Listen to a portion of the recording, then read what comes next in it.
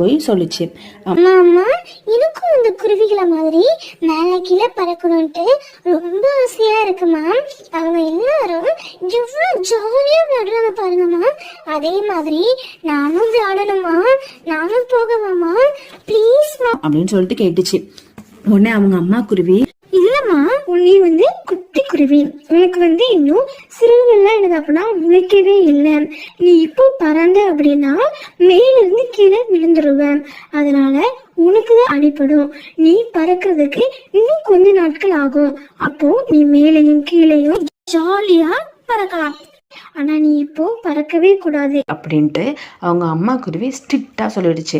அவங்க அப்பா குருவியும், நீ பறக்கிறதுக்குன்னு ஒரு காலம் இருக்கு, அந்த காலத்துலதான் உன்னால பறக்க முடியும். அப்போ நீ ஜாலியா பறக்கலாம் அப்படின்னு சொல்லிச்சு. சரி, நீங்க பத்திரமா இருங்க, நான் உங்களுக்கு சாப்பிடுறதுக்கு ஏதாவது எடுத்துட்டு வரேன்னு சொல்லிட்டு